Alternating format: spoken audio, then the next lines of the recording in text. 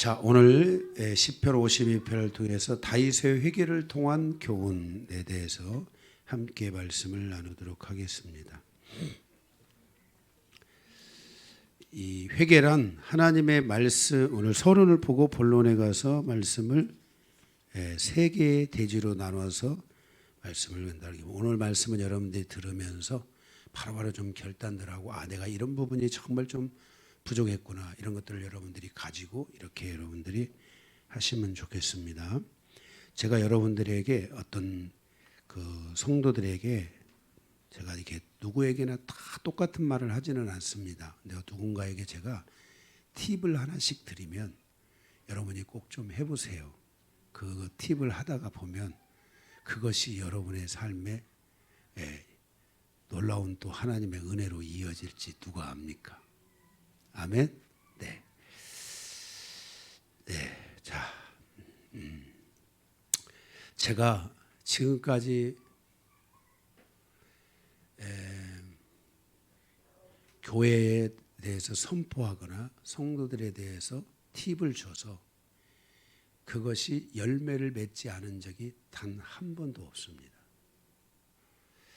제가 몇 번 얘기했을지도 모릅니다. 어떤 제가 처음 목회제에 갔는데 그 여집사님이 연세가 드셨는데 이 심장이 안 좋아가지고 어느 날 당신이 심장약을 먹고 있대요. 그래서 제가 갑자기 근데 하나님께서 그 마음을 주시는 거예요.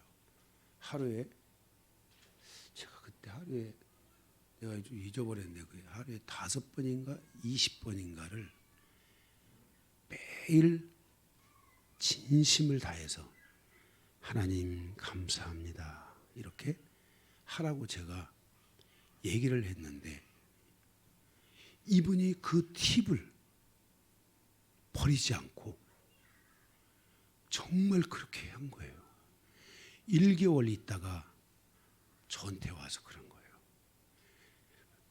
그때 제가 전도사 시절인지 목사 시절인지 모르겠어요. 거기 제가 전도사 갔다가 목사 됐거든요. 목사라고 하고, 목사님 놀라운 일이 일어났어요.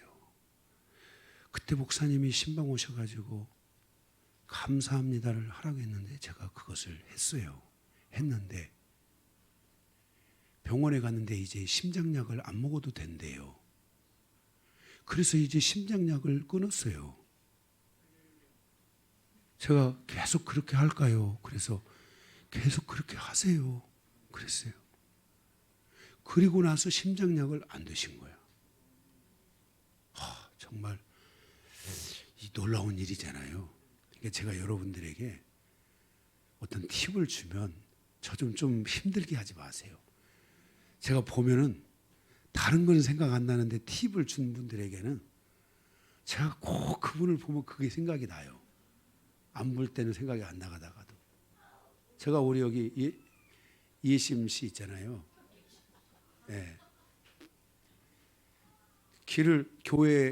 집에서 교회를 오고, 저는 교회에서 사택이랑 교회랑 붙어 있으니까 교회에서 학교 쪽으로 해서 도로 쪽으로 나가는 길인데 중간에 만났어요.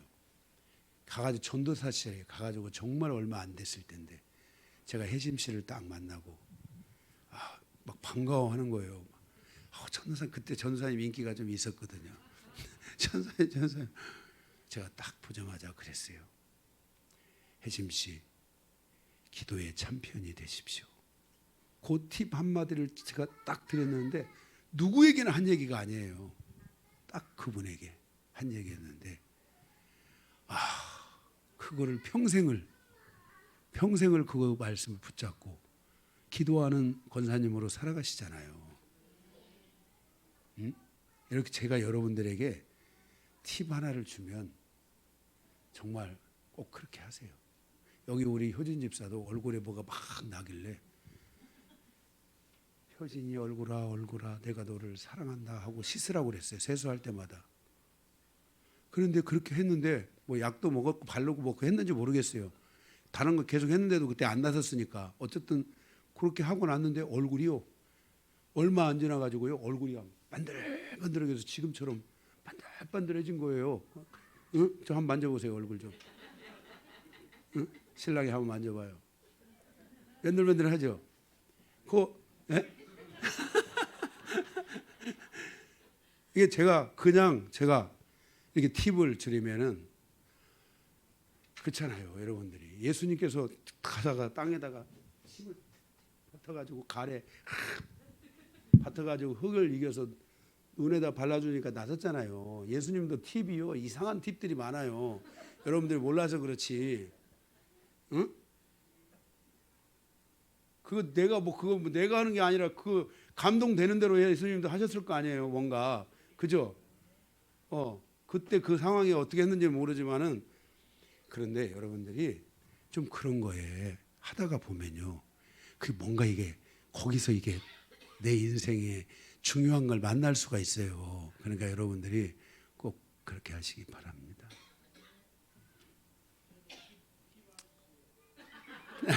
아니 제가 하는 게 아니라 성령께서 그 감동을 주셔야죠. 거기 지금 저기 잠잘 때 10분씩 손잡고 기도하고 계세요? 방언으로 기도하겠는데 여기요?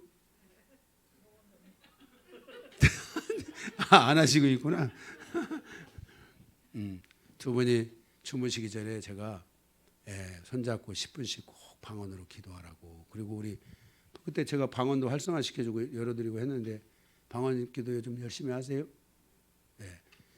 두 분이 꼭 뭔 일이 일어날지 우리는 아무도 알 수 없어요. 뭐 거기에 그 저기 뭐야 그 운우?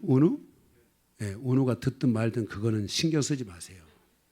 방언기도 10분간 하는데 그거 들어서 무슨 그 만약에 지진이 난다면 거기가 지진 날 거니까 걱정하지 말고 10분씩 꼭 그걸 놓고서 나는 부부가 잠자기 전 여보 우리 손잡고 양손 잡기 어려우면은 한 손이라도 이렇게 잡고 등에 기대고 해서 우리 그래도 걱정하지 마세요. 그거 신경 쓰지 마세요. 어차피 안 나오는 건데. 그거 나올 것 같으면 내가 멈추라고 하는데 어차피 지금 안 나오고 있는데 뭐 그걸 신경 쓰고 있습니까? 두 분이나 잘 살면 되지 지금 먼저 우선. 그죠? 그러니까 그런 거 신경 쓰지 말고요. 이상한 데 아니라 이게 방언으로 기도하는 거다. 내가 방언을 열고 엄마랑 아빠랑 이렇게 같이 10분씩 잠자기 전에 기도하면서 자기로 했다. 이렇게 얘기를 잘 해주고요. 너도 이 기도 듣다가 변화되기를 원한다. 응? 그렇게 제가 그 얘기도 했죠. 제가 방언으로 기도만 해줬는데 6, 7년 애를 못 낳던 사람들이 애가 낳았어요. 그냥 방언으로만 기도를 해줬는데도. 그러니까 감동되는 대로 하시면 돼요. 그렇게 하세요. 그리고 우리 오른 씨한테는 엄마 아빠가 방언 열고 자기 전에 10분씩만 기도할 거니까 너 그 시간에 만약에 방언 소리 듣기 싫으면은 그 이어폰 꽂고 잠깐 10분만 음악 듣고 10분 동안 할 거니까 그래라 이렇게 하고 이렇게 하면서 두 분이 사랑하고 아끼고 나머지 여정을 함께 가는 모습들 함께 기도하는 모습들 이런 거를 보여주는 것은 너무 좋은 거예요. 놀라 저는 벌써 그래도 반응이 있잖아요. 아무것도 안 하면 아무 반응도 안 일어나는데 뭔가 하니까 반응이 있잖아요. 그래서 이상한 교회가 아니고 변화된 모습을 보여주는 거야. 여러분들이 꼭 그렇게 다 하시기 바래요. 알았죠? 그래서 제가 누구에게나 다 성도들을 찾고 여기 저한테 팀 못 받은 성도들도 여기 정말 꽉 쩔어 있습니다. 여기 지금 한 번도 우리 목사님들한테 뭐라고 얘기도 제가 뭔가 얘기를 해주신 분들은 그게 지금 중요한 거야. 꼭 여러분 그거 해야 돼요. 자, 그래서 오늘 소름 보고 본론에 가서 세계 대지로 나눠서 함께 말씀을 보겠습니다. 오늘은 시간을 제가 많이 뺏었으니까 저도 스피드를 내서 하겠습니다. 회개란 하나님께서 말씀하실 때 그 말씀에 반응하는 사람의 최선의 선택이 회개입니다. 말씀에 반응하는 사람의 최선의 선택이 회개입니다. 그래서 회개가 있으면 살지만 회개가 없으면 하나님의 심판을 받을 수도 있습니다. 하나님이 말씀하시는 통로, 다시 말해서 우리가 어떤 회개로 갈 수 있는 말씀하시는 통로를 보면은 하나님께서는 이 본인의 음성, 성령의 음성이나 이런 것들을 통해서 또는 주의 종의 이 말씀의 가르침을 통해서 하나님이 직접적으로 말씀하시는 경우가 있습니다. 또는 어떤 위기를 통해서도 하나님이 나에게 말씀하시고 깨닫기도 해주십니다. 믿는 자들 통해서만 말씀하시는 하나님이 아니라 믿지 않는 사람들을 통해서도 말씀하십니다. 믿지 않는 남편, 믿지 않는 아내, 믿지 않는 자녀들을 통해서도 하나님은 말씀하실 수 있다는 것을 알아야 되고, 그것을 만약에 아까 우리 원호 씨가 그런 얘기를 했다면은 그것을 차분하게 앉아가지고 이게 방언이라는 기도인데 일반 교회에서는 안 하지만 나는 소시절부터 방언을 해왔다. 그렇잖아요. 안 그래요, 우리 권사님?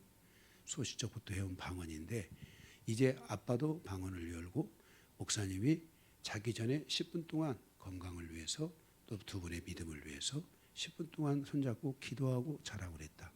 그래서 우리는 기도를 하게 된 거니까 네가 불편하게 생각하지 말고 너도 같이 교회 나와서 셋이서 손잡고 방언 기도하면 얼마나 좋겠냐. 이런 지혜들이 임해야지. 말씀의 계시가 딱 오면은 지혜가 임한단 말이에요. 그래서 여러분들이 이런 것들을 이게 여러분들이 말씀을 내마로 받는 성향들이 강해져야 돼요. 어떤 말을 딱 줄 때 이거 지금 하나님의 종이 준 것이다. 이거 하나님의 그 말씀이다. 하나님이 나에게 주신 말씀이다. 이런 거를 내마로 이렇게 딱 줄 때 내마로 받은 말씀들은 가슴에 말씀이 남아 있어요. 사라지지 않아요. 그래서 여러분들이 자꾸만 가슴에 이 말씀들이 사라지지 않는 그런 말씀을 받는 습관들을 가지셔야 돼요. 그래서 믿지 않는 가족들, 믿지 않는 사람들, 믿지 않는 주변을 통해서도 말씀하세요. 그럴 때 여러분들이 그것들을 그냥 못마땅하게 생각하면 하지 마시고요. 이게 뭔가 내가 지금 여기서 고쳐야만이 저 사람들이 나를 바로 보겠구나. 내가 여기서 개혁이 일어나야만이 저 사람들이 나를 그리스도인으로 보겠구나. 나를 하나님을 믿는 사람으로 보겠구나. 라는 이런 여러분들의 반응이 있어야 되는데 항상 여러분들은 거기에 대해서 벽을 탁 치고 너나 잘해. 귀신이 하는 말을 지가 하고 있어.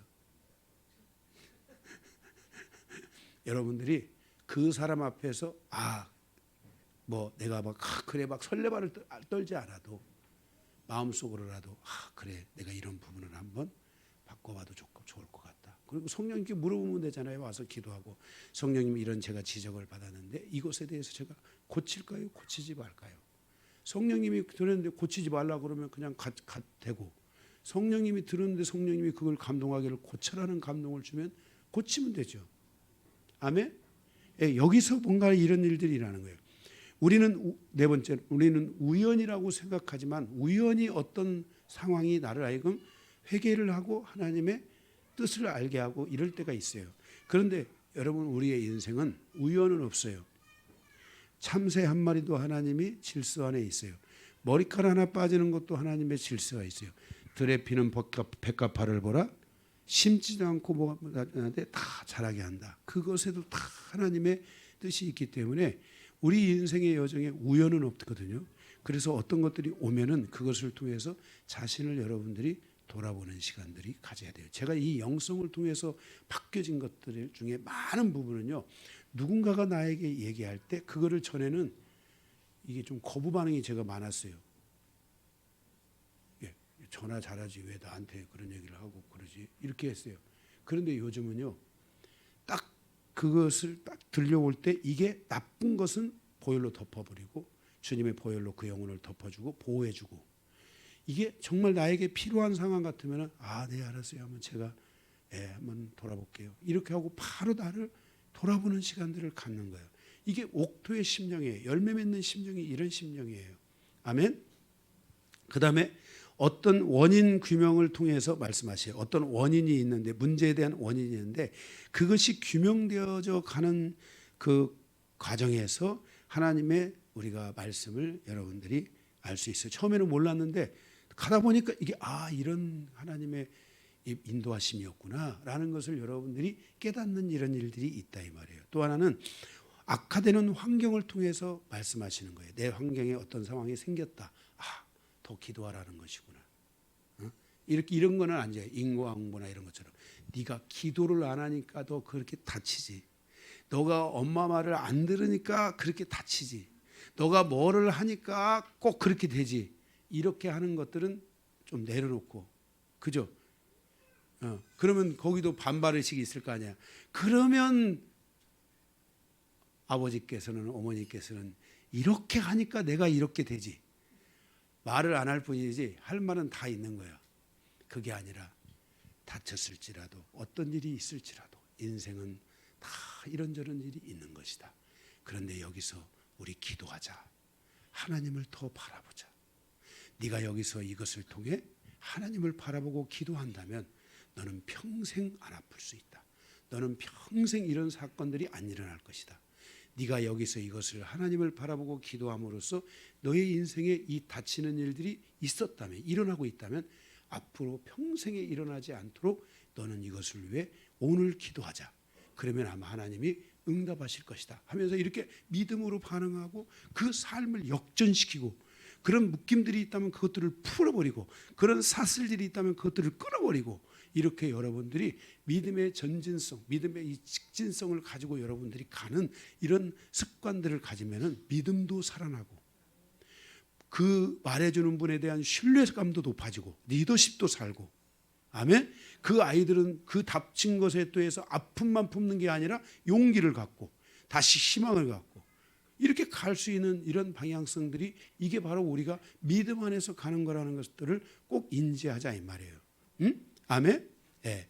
네가 뭐 예를 들어서 뭐 발목에 여기 다쳤다. 네가 조심 안 하니까 다치지. 네가 왜 그 큰 놈들하고 부딪히고 이런 거 하냐. 이러면 하지 말고 그때 야 괜찮아. 너의 인생에 이런 고비들을 우리가 믿음으로 이겨내고 기도하자. 아람아, 너는 반드시 이겨낼 수 있어. 그리고 이거 우리가 이걸 기도를 목표로 해서 다음에는 이 평생에 너의 앞으로 가는 평생에 이런 일이 일어나지 않도록 우리 기도하자. 하나님의 보호하심이 너와 함께하고 우리의 가정과 함께하도록 기도하자 하면서 이런 것들을 이렇게 기도로 풀어가고 믿음으로 이렇게 풀어가기 시작할 때 막 이런 모든 것들이 풀어지게 돼 있어요. 그 새로운 역사, 정말 그렇게 그 기도가 응답이 와가지고 평생 안 아플 수 있는 거야. 운동하는 사람들에게는 이게 잘못하면 이런 것들이 찾아올 수 있는 거거든요. 그런데 이런 것들을 풀어내버리면 평생 안 할 수 있어요. 더군다나 거기는 그 누나가가 그 어려움도 겪었었잖아요. 그러니까 그런 거 오면은 그걸 계기로 해서 이거 하나님 이런 걸 놓고 기도하라는 겁니다. 미리 사인이다. 이런 걸 놓고서 나는 계속 기도해주고 보호 기도해주고, 아멘. 이런 부분들을 여러분들이 이렇게 믿음으로 좀 이렇게 전진해가는 이런 방향성, 이런 것들이 여러분에게 믿음 생활을 하는 사람들이 굉장히 중요해요. 아멘. 예. 네가 기도 안 하니까 가서 그렇게 다치는 거지. 네가 기도 안 하니까 그렇게 뻥끗하는 거지. 막 이렇게 하지 말고 그렇게 여러분들이 잘 풀어가시기 바랍니다. 네, 그래서 우리의 삶의 이런 환경에 악화되는 이런 과정을 통해서도 여러분들이 이게 하나님께서 기도하라고 주는 더 사인인갑니다. 더 기도하자. 이때 더 이제 새로운 기도의 돌파를 가져오자. 우리도 원래 교회가 1월 달부터 2023년 1월 달부터 기도를 원래 시작하려고 그랬어요. 이 저녁 기도를요. 그런데 안 되겠다. 12월 달부터 하자. 그래서 12월 달부터 기도를 한 거예요. 뭐 성탄절보다 순서도 없는 것 같고 그래서 12월 달부터 시작을 했는데 잘한 것 같고, 정말 기도 나올 때는 힘들죠. 여러분 집에서 쉬고 싶지 않은 사람이 어디 있고 매일 나와서 기도가 내가 이 기도해도 뭐 진짜 요즘 우리 성도들 가운데 그런 마음들이 있는 분이, 내가 이렇게 기도해도 이 기도가 탈까? 지금 뭐하고 뭐 계속 똑같은 기도 하는 것 같고 막 이런 부분들이 있잖아요. 이런 것들이 올 때 여러분들이 막 돌파하고 막 이게 기도하면서 이게 금이 가기 시작해야 돼요. 지금 우리가 그래도 열심히 기도하고 그러니까 어려운 문제들에 대해서 서서히 금이 가는 것들이 좀 있고요. 이게 툭툭 터지려고 하는 것들이 좀 있고 그래요. 그러니까 여러분들이 믿음을 가지고 담대하게 돌파, 기도는 양 돌파, 아멘, 전진, 이런 걸 여러분들이 하고, 그 시간에 여러분들이 집에 있으면 달콤한 TV와 함께 있을 수도 있으니까 여러분들이 나와서 기도하고, 가면서 기도하고 오면서 기도하고, 또 정말 목사님 저는 오늘 좀 쉬어야 되겠습니다. 그런 분들은 여러분들이 목사님 저 오늘 쉴게요 하고 문자라도 주고, 그러면 오늘 쉬는구나 알고, 제가 전에 같으면 막 제가 다 오라고 그러죠.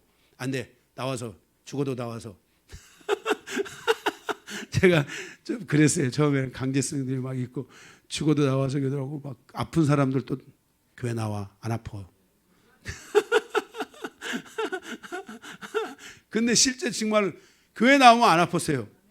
예, 그때는 교회 나오면 안 아팠어요. 정말 지금도 그럴 거라고 믿지만 그래도 제가 많이 지금 저도 개혁이 일어나고 있어요. 순해지고 있고 그러니까 여러분들이 문자 주시고 그러면 그 대신에 이걸 핑계로 해서 여러분들이 내일은 쉬어야 되겠다. 이런 거 하지 마시고 여러분들이 정말 우리 교회가 이게 기도 안에서 뭉쳐서 지금 이 어려운 시대에 우리는 기도의 힘을 키워야 돼요. 그래서 어떤 문제든지 닥치면 그걸 놓고 기도하고 우리 세대뿐만 아니라 자녀 세대들을 위해서 자녀들이 막 지금 성장하고 크고 있잖아요. 그래서 막 그것을 위해서 막 기도하고, 아멘. 예, 그래서 이제 기도가 더 이런 것들이 업그레이드 될 수 있는 상황들도 만들어져야 되고 그리고 마지막 때는 기도의 다른 네트워크보다도 기도에 대한 네트워크가 있어야 돼요. 영적으로 이런 것들을 알면서 함께 믿음으로 기도할 수 있는 이런 영적 네트워크가 있다는 건 여러분 얼마나 중요한지 몰라요. 지금 여러분 밖에 나가보세요. 목사님들 내가 지금 수도 없이 많은 목사님들 만나지만 목사님들이 뭐 가서 뭐 기도하고 뭐 그런 거 안 해요. 새벽 기도 하지만 새벽 기도 잠깐 10분 기도하고 자기 설교나 하고 10분 기도하고 그리고 많이 기도해봐 15분 기도하고 그냥 새벽 기도 참석하고 기도했다고 하고 가는 거예요. 예? 정말 여러분들이 우리 교회가 기도하니까 아마 우리 노예 안에 있는 목사님들도 영광교회 기도하니까 지금 막 불안한 분들 많을 거야. 지금 우리도 기도해야 되는데 막 이렇게. 왜냐하면 우리 영광교회 기도가 이게 약간 좀 전염성이 있어요. 예, 할렐루야. 예, 그래서 여러분들이 그래서 계속 기도해야 됩니다. 사람들의 착각은 뭐냐면 어떤 사람은 회개하지 않을 것이라고 생각하지만 하나님 앞에 나아가서 회개하는 사람들이 있고요. 반대로 어떤 사람은 회개할 것이라고 생각하지만 하나님 앞에 나가지 않고 회개하지 않는 사람들이 있어요. 그런데 사람들의 착각하지 말아야 될 것 가운데 하나는 모든 역사의 주인은 인간이 아니라 삶을 풀어가는 문제는 인간이 아니라 하나님이 풀어간다는 것을 여러분들이 기억하셔야 돼요. 현재의 내 모습에 대하여 하나님은 어떻게 보고 계시는가 하는 것들을 돌아보면서 우리는 우리의 삶에 있어서 하나님의 판단과 하나님의 기준을 우리 삶에 가져오면서 하나님의 기준에 나를 보는 이런 시간들이 여러분들 안에 꼭 만들어져 간다면 여러분들의 삶이 심판날에 후회하지 않을 것이며 이 땅에 살아가는 날 동안도 여러분은 결코 후회하지 않을 것입니다. 나의 인생에 있어서 이 기도하는 시간만큼 얼마나 중요한 시간이었는지를 여러분들 자신을 돌아보는 시간들이 있게 될 줄로 믿습니다. 우리 대한민국은 특별히 교회가 탄생하면서 정말 밤을 맞도록 막 기도하고 막 그런 교회 원래 이런 배경하에서 한국 교회가 탄생한 거예요. 저도 신앙생활을 처음 했는데 막 철야를 하는데 막 새벽 2시, 3시까지 철야를 하고 그러는 거야. 그런데 또 기도도 안 해. 그런데 하나님은 저한테 또 기도하라는 마음을 강하게 주셔가지고 막 저 기도원 다니면서 막 기도하고 금식하면서 다니면서 기도하고 목사님도 기도 안 하는데 막 가서 저 혼자 막 기도하고 있고 저는 그렇게 살았어요. 저가 굉장히 한국 토종적인 신앙생활을 했던 사람입니다. 제가. 네. 그래서 제가 기도로 시작해가지고 기도로 살고 있고 앞으로 그렇게 또 계속 가야 되지 않나. 그래서 여러분들이 기도하는 것이 얼마나 중요한 것인지를 알고 기도하면은요 건강하시는 거예요. 늘 기도하면서 살다 보면은요 100세를 살아도 나는 건강할 거라고 믿는 거예요. 기도하는 사람은 건강해. 여러분들이 어쨌든 계속 기도하시고 그러는 거예요. 시편 51편은 다윗의 회개를 통한 기도문인데 다윗이 우리아의 아내 밧세바를 범한 사건에 대해서 나단 선지자를 통해서 다윗이 범죄하였음을 전하게 되고 그때 다윗이 그것을 회피하지 않고 범죄하였습니다라는 말을 네 그렇습니다라고 다윗이 받은 거예요. 이게 중요한 거예요. 범죄하였습니다. 그러니까 네 관계 뭔데 나한테 범죄했다고 그러냐 하고 그걸 범죄라고 범죄를 숨기고 내가 범죄하지 않았다고 따지고 뭐 다윗이 범죄하지 않았다고 하고 해도 뭐 아무 문제가 안 될 수도 있어요. 다윗은 그 당시 왕이잖아요. 왕은 무소불위의 그런 권력을 가진 사람 아니겠어요? 죽이고 살리고 다 할 수 있는 사람이 왕이잖아요. 그때 그 고대 시대에는 왕은 최고의 권력을 가진 사람이잖아요. 그런데 다윗이 그 나단 선지자가 당신이 죄를 지었다는 말에 바로 다윗이 말하기를 내가 죄를 지었나라고 회개한 사건이 바로 이 사건이고, 그 회개한 내용이 시편 51편에 기록된 거예요. 그래서 여러분들이 하나님 앞에 나아가면서 여러분들이 바로 내가 그 사람입니다, 내가 나를 인정할 줄 알아야 돼요.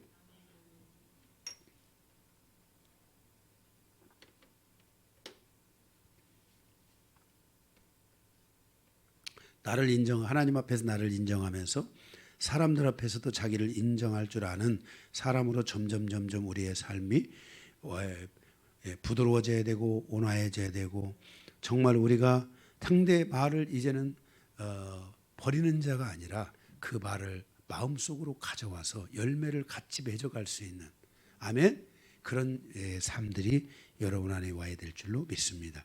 그러면 시편 51편 이 다윗의 회개가 주는 교훈이 무엇인지 우리가 다윗의 회개를 통해서 몇 가지 정리해서 세 개로 나눠서 함께 말씀을 나누기를 원합니다. 첫 번째는 회개는 자신과 주변에 있는 사람들의 영적 개혁을 가져다 줍니다 라는 거예요. 자, 회개는 나만 변화되는 게 아니라 나의 변화와 함께 내 가족과 내 주변에 있는 사람들의 변화를 가져온다는 거예요.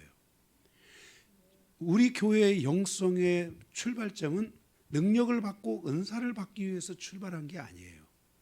우리 교회의 영성은 나 자신에 대한 철저한 회개를 통해서 탄생한 영광이고 이 영성이고, 제가 정말 하나님 앞에 나아가서 약 5년에서 7년간의 회개의 시간을 통해 밖에 나가지도 진짜 않고 정말 막 이렇게 막 얼굴이 진짜 뭐 천사처럼 변했어요.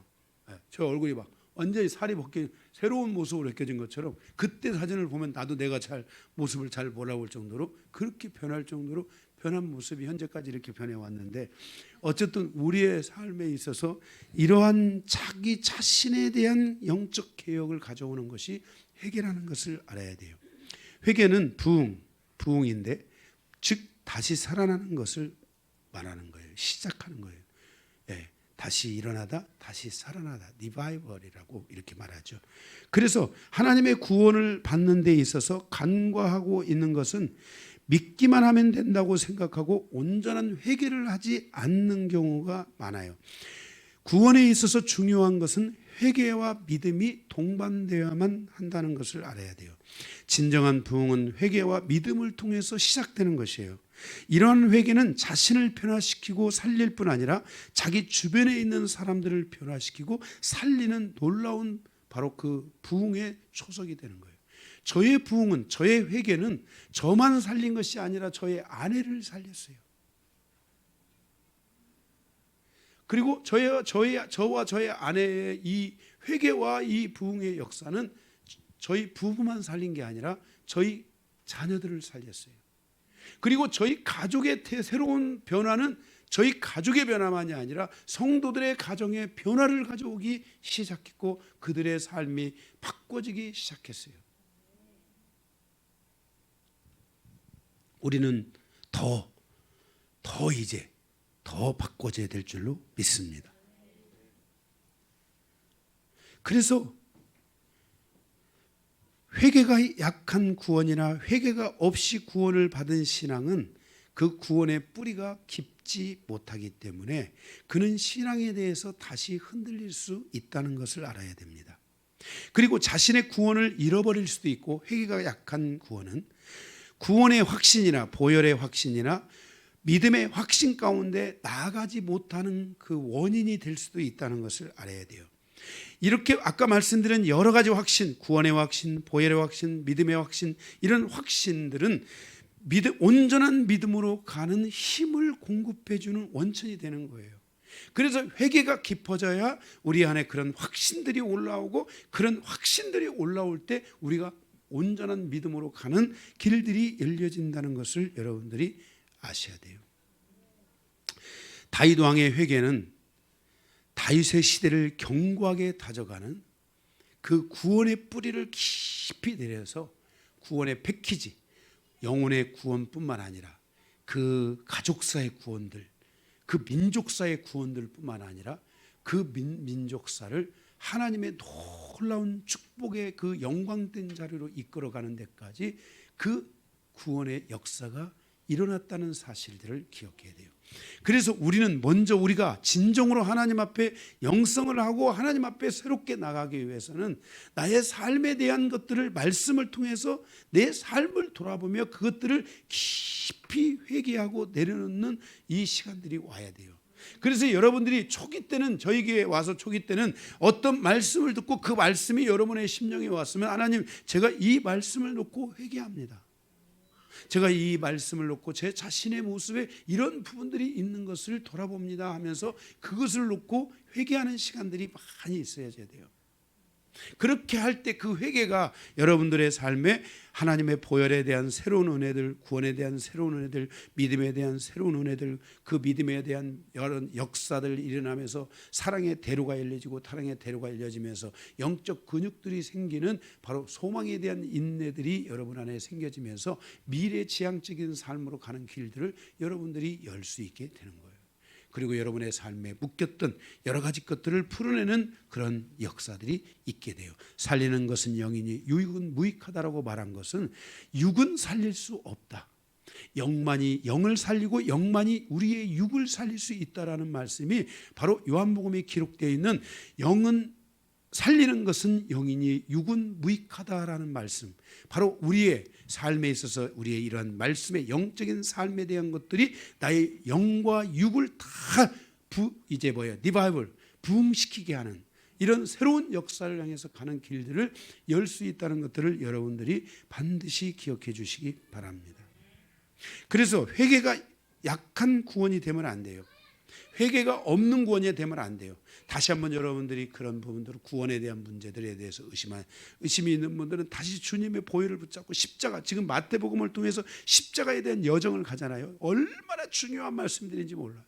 이 마태복음을 통해서 여러분의 인생사에 정말 이제는 이 마태복음이나 이런 것들은 원래 이게 기독론이에요. 예수 그리스도, 머리 대신 예수 그리스도와 함께 내가 이제 예수 그리스도를 따라 십자가를 완성하고 하나님의 Son of Man이 Son of God으로 드디어 새롭게 나아가는 시간이에요. 그러니까 사람의 아들로 살아가던 우리의 인생이 이제는 하나님의 아들로 살아가는 인생의 여정이 여러분 안에 열리는 거예요. 예수 그리스도가 그렇게 가신 것처럼.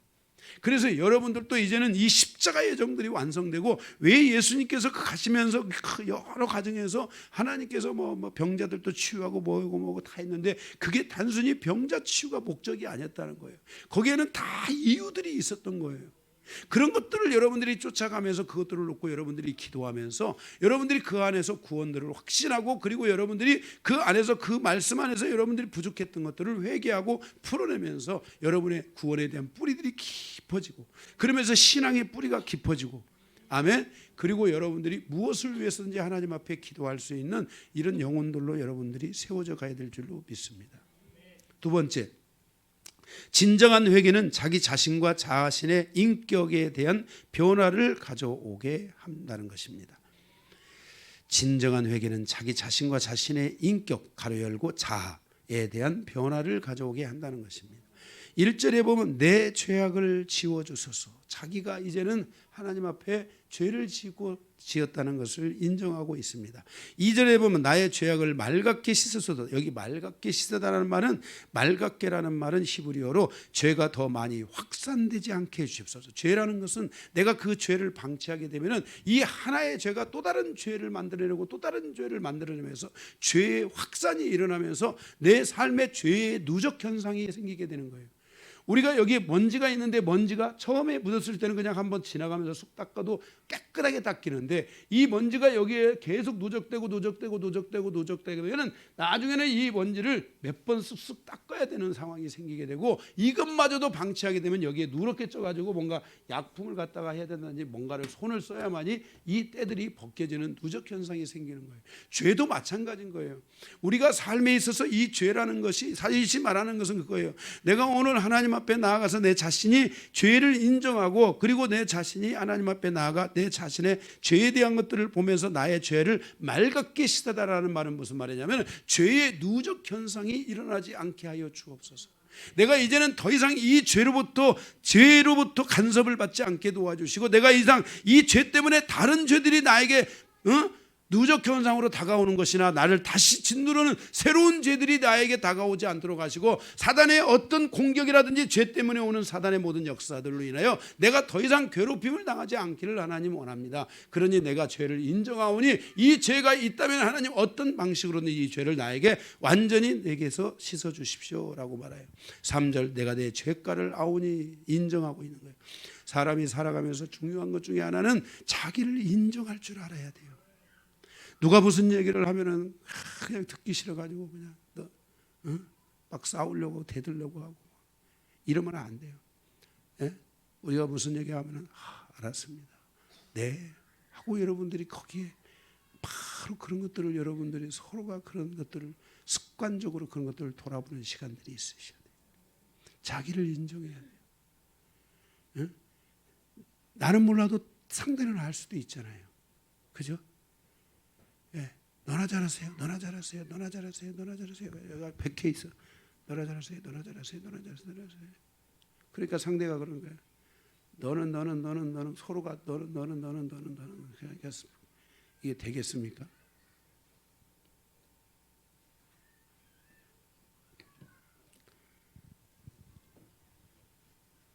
이런 부분들이 치유돼야 돼요. 다 사라져야 돼요. 인정해야 돼요. 옥토라는 것은 그 어떤 작은 무게 하나마저도 그것을 견디지 못하고 자기를 열어서 그것을 맞이할 줄 아는 것이 옥토예요. 그것이 씨든 돌이든 상관없어요. 그것을 받아들이는 게 옥토예요. 여러분들이 이제 옥토에 대한 12호를 지금 우리가 보고 있지만은 여러분들의 삶이 더 이상 가시가 있으면 안 된단 말이에요. 응? 가시. 자기를 찌르고 남을 찌르고 돌밭이 돼도 안 되고, 그죠? 여러분들이 이제 옥토와 같이 그러면 그 옥토와 같이 그걸 받아. 알았어요. 이렇게 좀 계속 좀 유연해져야 돼요. 성령이 우리에게 오면은 뭐라고 했어요? 에스겔서에 보면 성령이 우리 안에 오면 우리가 온순해지고 부드러워지고 새로워진다고 했잖아요. 이런 부분들이 우리 안에 많이 좀 오셔야 돼요. 그래서 여러분들이 제가 그 유효 기간은 좀 드릴게요. 예? 유효 기간은 좀 드릴 테니까. 그리고 유효 기간 안에 어떤 일이 좀 생기면 목사님이 유효 기간은 좀 준다고 했잖아 하고 얘기 한번 해주세요. 예. 아직 그 기간이 있잖아요. 그 음식에 보면, 응? 예. 응? 유통기간 좀 남아서 유통기간이 조금 남았으니까 조금만 더 기다려 주시라고. 그렇게 하면서 좀 대화해 보세요. 한 곱이 한 곱이 넘어가면서 그런 고비들을 좀 조금만 넘으면 뭔가 아마 있을 거예요. 이제 이게 와야 돼요. 나를 위해서. 응? 내가 주께 범자의 날이다 4절. 예? 그래서 회개는 5절 6절 보세요. 5절 6절. 내가 죄악 중에 출생하였으며 어머니가 죄 중에 나를 잉태하였나이다 그랬어요. 보소서 6절, 주께서는 중심이 진실하기를 원하시오니 내가 내게 지혜를 은밀히 가르치시리다 그랬어요. 16절 17절에도 보면 주께서 제사를 기뻐하지 않죠. 제사 제도가 죄 용서함 받는 건데 그것은 뭐예요? 17절 주님은 죄 용서함을 위해 번제를 드리는 것보다 뭐가 더 중요하다는 거예요? 상한 심령을 하나님이 원하신다. 내가 그입니다. 내가 그렇습니다. 내가 이렇게 악합니다. 내가 이렇게 부족합니다 하는 자신을 돌아보는 심령을 하나님이 원하신다는 거예요. 회개는 내가 잘못한 것에 대해서 홀짝홀짝 울고 후회하고 그런 지엽적인 것이 아닙니다. 회개는 그보다 더 깊이 깊이 들어가서 자신의 상태를 완전히 인정하는 것입니다. 자신을 인정하지 않으면 자신의 죄의 뿌리를 완전히 뽑아낼 수 없지요. 죄란 자기 안에 있는 것이며 자기 인격 안에 존재하는 것이며 자기의 삶의 습관과 자신의 삶의 행위에 깊이 뿌리를 내린 결과이기 때문에 자신의 죄에 대하여, 자신의 연약함, 자신의 악함에 대하여 철저하게 하나님 앞에 인정하는 과정과 그것을 향하여 회개함을 통해서 그런 뿌리들이 뽑혀지기 시작하는 것입니다. 9절 10절에도 보면은 주의 얼굴을 내 죄에서 돌이키시고 내 모든 죄악을 지워주소서. 하나님이여 내 속에 정한 마음을 창조하시고, 하나님이여 내 속에 정한 마음을 창조하시고 내 안에 정직한 영을 새롭게 하소서 그랬어요. 로마서 6장 7절에서도 말씀하고 있죠. 죄가 내 속에서 역사하고 있다고 말씀하고 있어요. 죄의 공장인 자아를 완전히 개혁하지 않으면 진정한 부흥은 일어나지 않아요.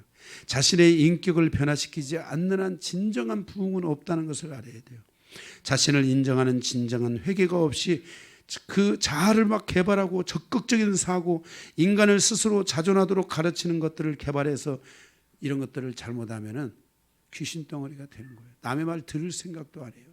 자아 개발이 잘못된 사람들은 남의 말은 듣지도 않아요. 왜 그러냐고, 건들지 말라고, 노터치, 내가 지성인이라고 이러면서. 이것은 심리학에서 나온 것이며 기독교의 최대 적이라는 걸 알아야 돼요.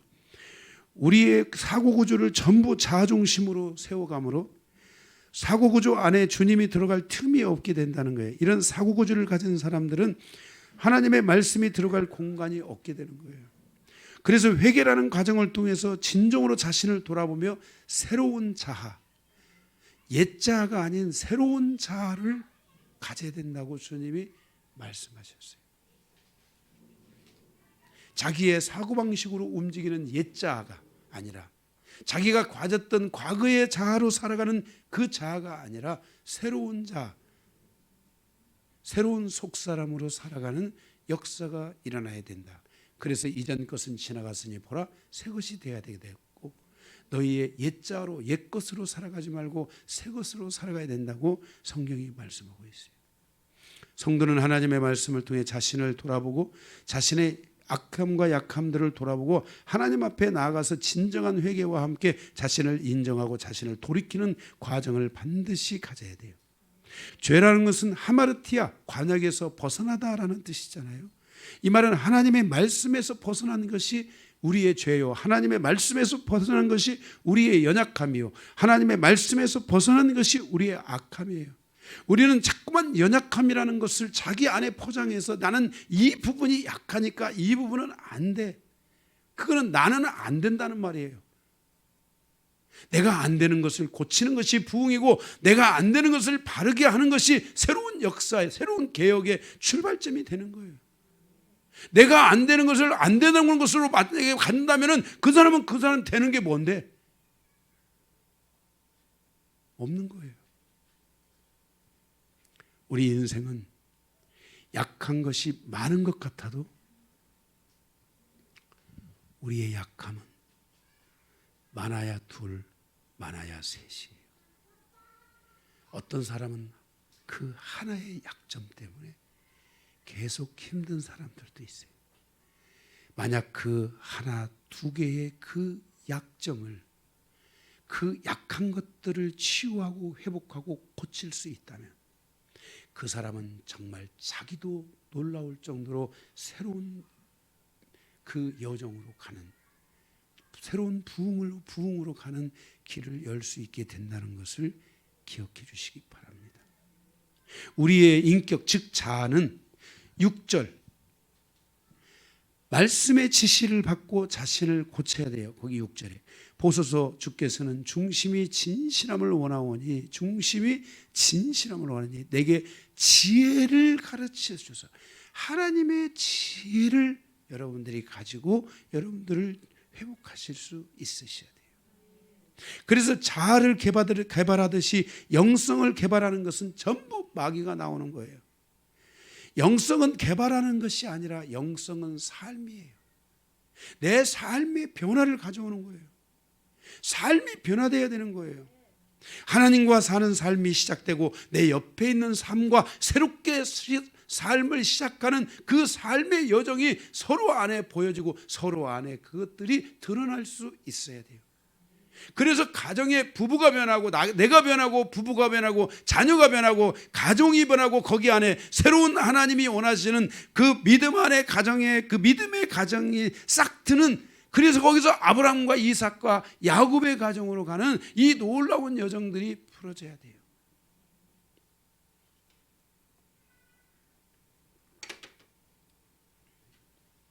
여러분, 아브라함과 사라가 얼마나 행복하게 살아갑니까?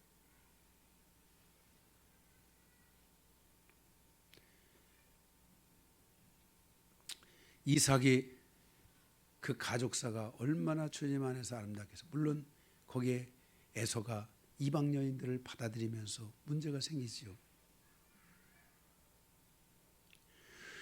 우리의 삶에 이렇게 영성은 개발이 아니라 영성 개발 막 이런 걸 하잖아요. 근데 영성은 개발이 아니에요. 영성은 삶이에요. 여러분들이 제가 영성을 뭘 개발해서 여러분 저 따라오는 거예요? 제가 제 삶에 변화를 가져오고 제 삶의 변화를 향한 여정을 가져왔기 때문에 여러분들이 믿고 신뢰하고 따르고 그런 말씀을 들으면서 울고 불고 예배 때마다 막 우리 지금도 뭐 우리 성도들이 그런 게 있는지 모르겠지만 우리 초기 때 거의 한 10년은 늘 예배 드리면서 울었어요. 성도들이 예배 드리면서 울고 끝나서 울고 기도하면서 울고. 지금도 우리 성도들이 와서 여러분들이 모르서 그렇지 아침부터 저녁까지 보면은 와서 지금도 울고 있는 성도들이 있어요. 울고 있는 성도들이 있어요. 지금도 하나님 앞에서 울고 있는. 저도 여러분들을 생각하면서 울면서 기도할 때도 많고.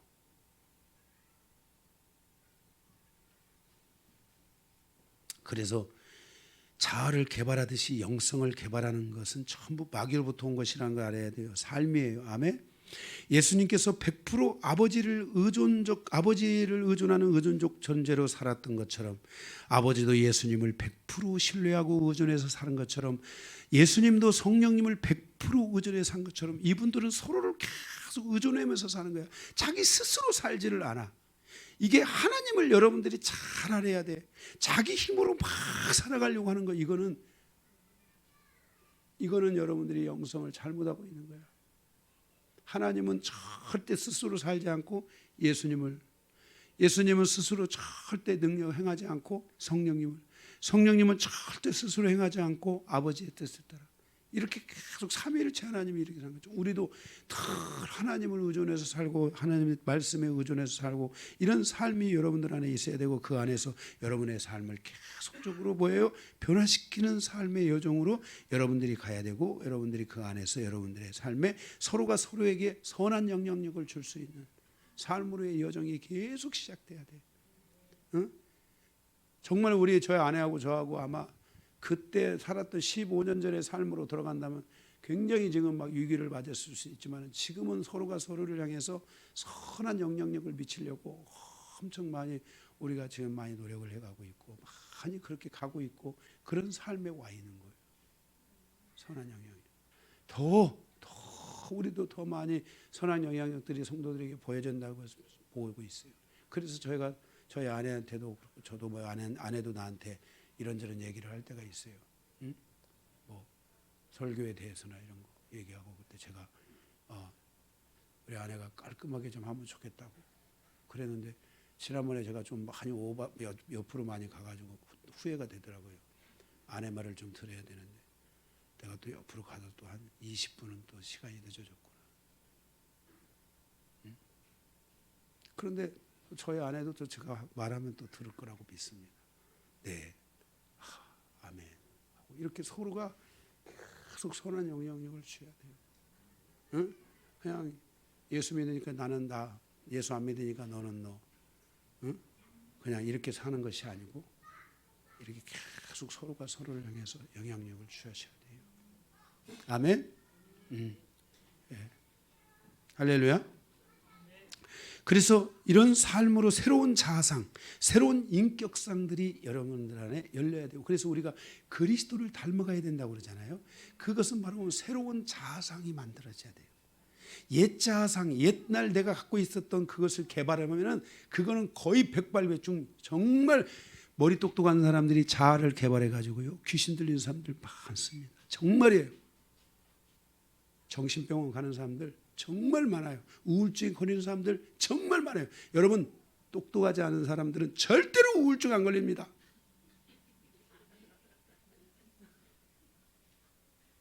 머리 좀 쓰는 사람들, 이런 사람들이 우울증도 걸리는 거지. 똑똑하지 않은 사람들은 절대 정신병원. 그래서 사단의 타켓이 누구냐면 똑똑한 사람들이 사단의 타켓이에요.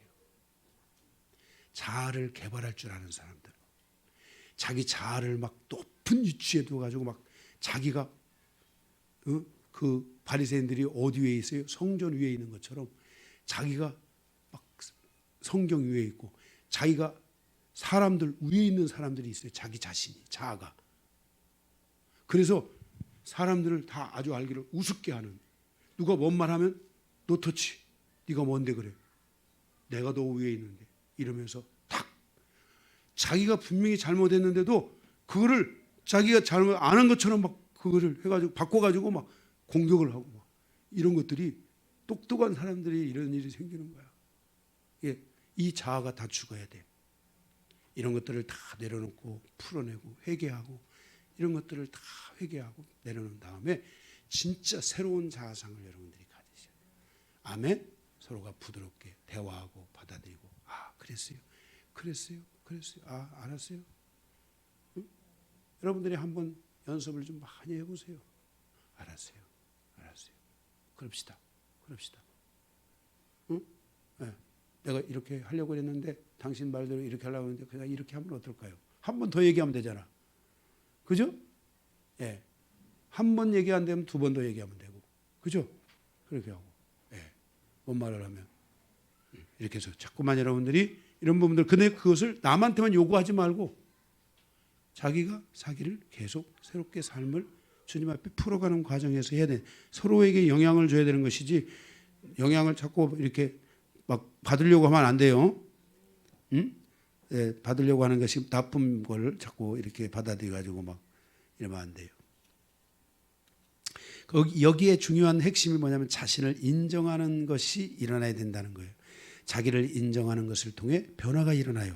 자신을 인정하는 것이 없기 때문에 자신을 바꾸는 것에 초점을 두지 않고 자꾸만 다른 사람에게 초점을 두어서 자신의 연약함과 악함을 포장하려고 하는 거예요. 감추려고 하는 거예요. 사람은 자신의 연약함이 드러나면 빨리 그것을 포장하려고 하는 성향이 있어요. 그거를 딱 저기 하는 거예요. 예. 아멘. 예. 그래서 여러분들이 그것을 받아들이니까, 제가 어제도 우리 권사님이 11시 됐는데 전화가 왔어요. 그래서 전화가 와서 제가 상담을 하고 이야기를 하고, 그런데 우리 권사님이 자꾸 이렇게 딴 데로 또 가려고 그러더라고. 그래서 제가 조금 더 풀고 이야기하고, 그랬더니 이제 마음이 확 바뀌어진 거예요. 그러고 나서 마음이 평안이 왔다고, 오늘 저기 아까 자꾸 오니까 목사님 하면서 얘기를 하시더라고요. 우리 목사님이, 아니 우리 권사님이 요즘 저만 보면 목사님 I love you, 그래서 제가 또 You love me.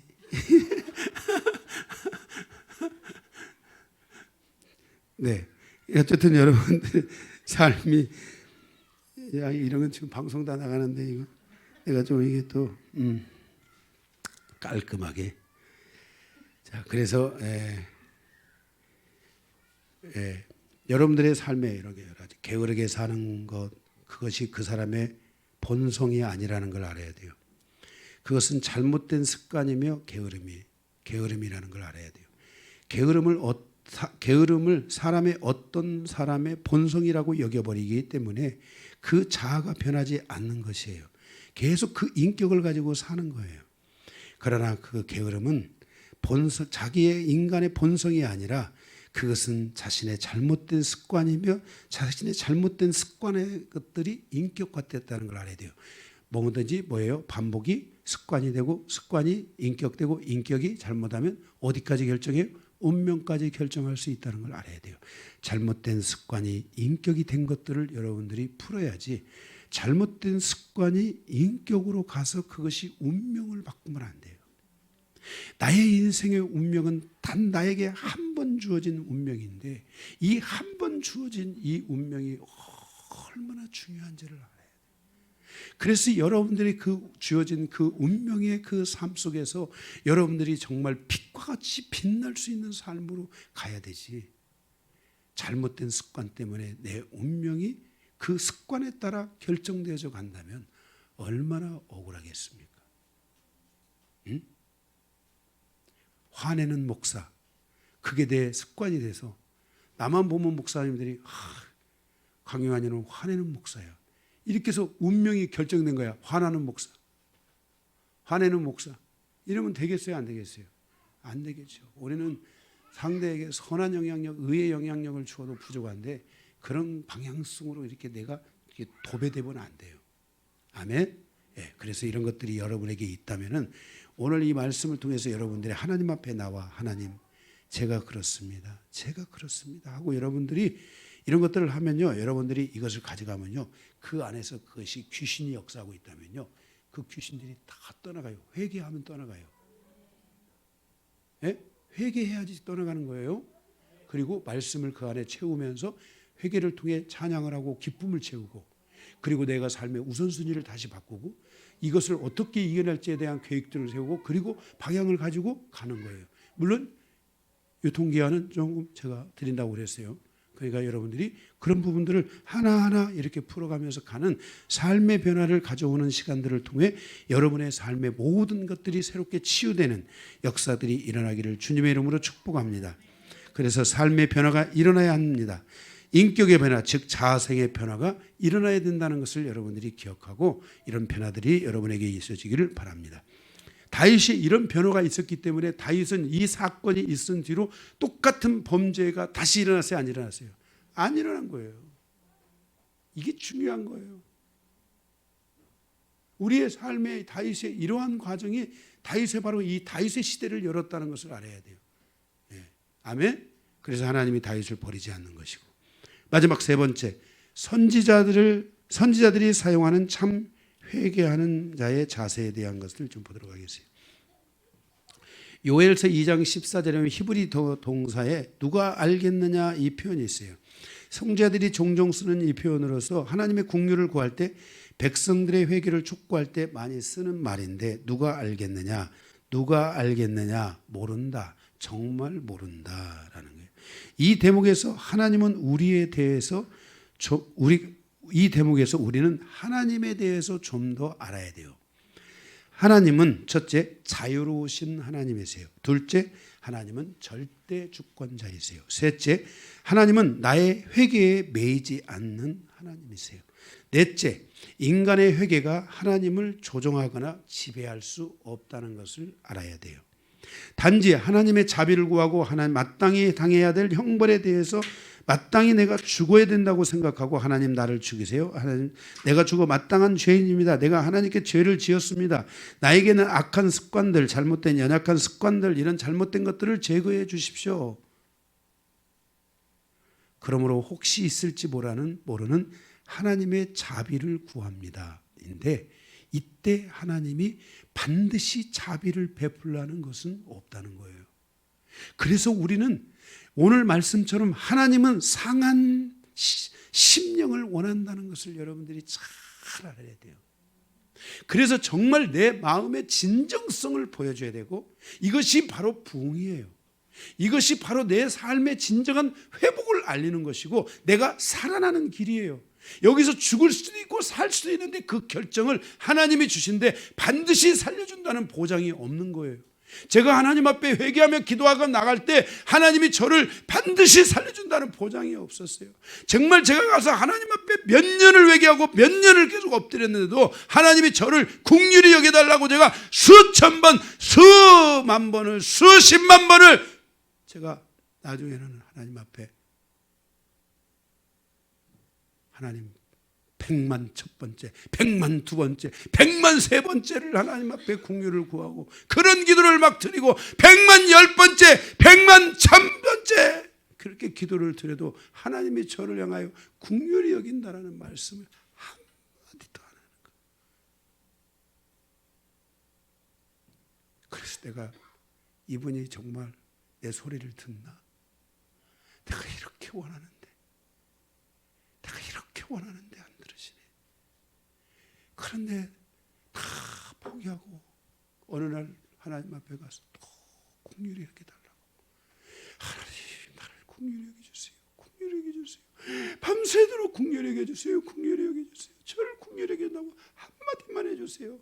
저를 긍휼히 여긴다고 한마디만 해주세요. 하나님 앞에 가서 기도하는데 하나님의 음성이 들려왔어요. 요한아, 내가 너를 긍휼히 여긴다. 여러분, 이 하나님의, 제가 성경에 보니까 하나님이 이 한 번 긍휼을 여긴다는 이 말은 100년을 갈 수 있고 1000년을 갈 수 있는 거예요. 하나님이. 그러니 하나님이 저를 긍휼히 여긴다고 했기 때문에 저를 긍휼히 여기는 것뿐만 아니라 하나님은 내 자녀들을 긍휼히 여길 것을 내가 미서 의심치 않고, 다윗 때문에 하나님께서 그 많은 자들이 잘못을 했는데도 용서하잖아요. 그들을 긍휼히 여기잖아요. 그런데 잘못을 안 해보세요. 내가 너희 천대까지도 가게 하신다는 은혜가 있잖아요. 그래서 하나님이 나를 긍휼히 여기신 것을, 그 하나님의 긍휼이 내 안에 있기 때문에 하나님은 여러분을 긍휼히 여기실 거라고 믿고 있고, 나를 긍휼히 여기신 그 하나님의 은혜가 저를 통해 여러분에게 말씀이 선포되고 있기 때문에 여러분의 자녀와 여러분의 다음 세대에 이르기까지, 여러분의 모든 세대에 이르기까지 하나님이 여러분을 긍휼히 여기실 것이라는 나는 그 믿음이 있는 거예요. 어렵게 얻어낸 긍휼이었어요. 그래서 여러분들도 하나님께 나아가서 그 기도를 드려야 돼요. 도와달라고. 은혜를 베풀어 달라고. 반드시 하나님이 은혜를 베풀어야 되는 게 아니에요. 다시 말씀드려요. 하나님은, 여러분이 하나님을 좀 알아야 되는데, 하나님은 자유로우신 하나님이세요. 하나님은 절대 주권자이세요. 하나님은 나의 회개에 매이지 않는 하나님이세요. 하나님은 인간의 회개가 하나님을 조종하거나 지배할 수 없다는 것을 알아야 돼요. 이 네 가지 하나님을 여러분들이 아셔야 돼요. 그렇기 때문에 내가 회개했다고 하나님이 나를 들어주신다? 그래도 이 교회가 회개해서 하나님이 그 은혜를 들어주시고 그 응답을 주신 교회 안에 있기 때문에 여러분의 회개가 큰 유력을 갖고 있다는 걸 아셔야 돼요. 여러분의 변화가 큰 유력을 갖고 있어요. 그 변화의 에너지들을 여러분의 가정 안에, 새로운 그 가정 안에 뭐예요? 선한 영향력들이 드러날 수 있도록 여러분들이 이제 이 일들을 해야 돼요. 믿으세요. 방치하지 마세요. 믿으세요. 여러분의 말 안에, 여러분이 받은 바 은혜 안에서 여러분의 말 한마디가 여러분의 가정 안에, 여러분의 자녀들 안에 놀라운 역사를 가져오는 것을 믿고, 그리고 여러분들의 연약함과 악함들이 있고 서로가 요구하는 것들이 있다면 여러분들이 그것들을 알았어요. 그렇게 해봅시다 하면서, 이것 집을 이렇게 짓다가 그렇게 해봅시다, 이렇게 짓고, 이렇게 해야 될 것 같아요, 이렇게 해야 될 것 같아요. 이런 과정에 여러분들이 어느 순간에 가면 집 하나씩 뚝딱 다 질 줄로 믿습니다. 하나님의 은혜는 처음에는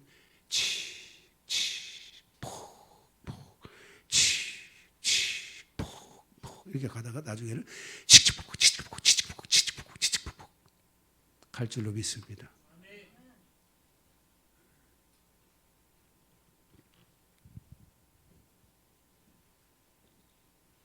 여러분들의 삶에,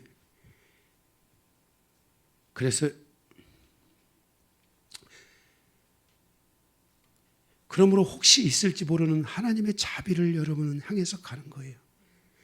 하나님의 심판으로부터 벗어나게 하시고 나를 아는 자들의 다툼으로부터 벗어날 수 있게 해달라고 기도하면서 여러분들이 가셔야 돼요.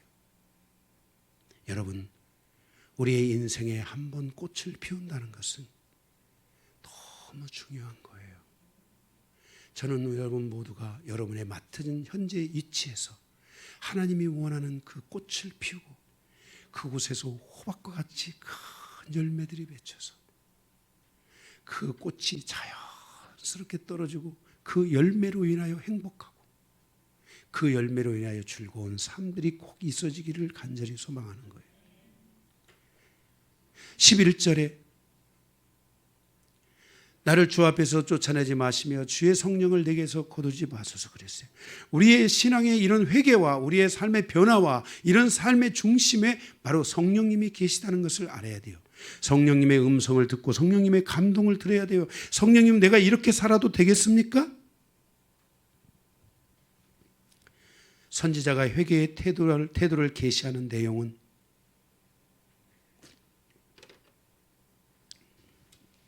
많은 사람이 회개를 우습게 여긴다.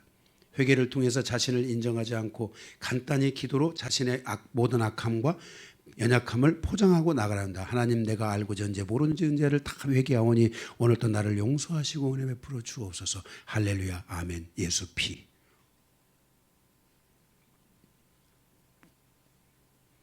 이렇게 가는 분들이 있어요. 제가 그렇게까지는 안 했어요. 예수 발을 내밀되 예수 피를 깊이 의지하고 내밀라는 거지. 알고 지은 죄 모르고 지은 죄를 하나님 앞에 다 회개하오니 하나님 믿습니다. 할렐루야, 예수 피 하고 탁 가면서 난 다 용서받았어. 내일 또 알고 지은 죄 모르고 지은 죄를 다 용서해 주실 줄 믿습니다. 예수 피 또 탁 하고 모레도 와가지고 또 예수 피 하고 가고. 이건 아니죠. 이런 회개들을 조심해야 됩니다. 선지자가 회개를 말할 때 그것은 자기 자신에 대한 개혁을 목표로 해야 된다는 것입니다. 개혁이 일어나야 됩니다. 우리가 열왕기 상하를 봤지만은 개혁이 일어나잖아요. 열왕기 상하와 역대 상하는 똑같은 내용입니다. 그런데 역대 상하는 그 회개보다는 공적을 우선으로 돼 있고 열왕기 상하, 사무엘 상하는 회개가 더 목적이 된 거예요. 선지자들이 쓴 글이라. 역대상하는 제사장들이 쓴 글이기 때문에 차이점이 있어요. 유대인적 관점에서 쓴 것이 역대상하. 유대인이지만은 선지자적 관점에서 쓴 것이 바로 사무엘상하, 열왕기상하. 그래서 이것을 이스라엘의 두 역사 사관이라고 그러는데 바로 역대기는 에스라 사관이라고 그러고 여기 사무엘상하, 열왕기상하는 신명기 사관이라고 그래요. 성경은 우리는 신명기적 사관 안에서 성경을 보는 은혜가 있어야지 하나님 앞에 회개하고 돌아서는 은혜들이 있을 줄로 믿습니다.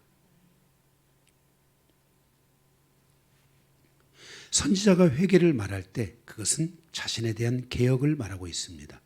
하나님은 우리의 용서에 지배되는 신이 아니십니다.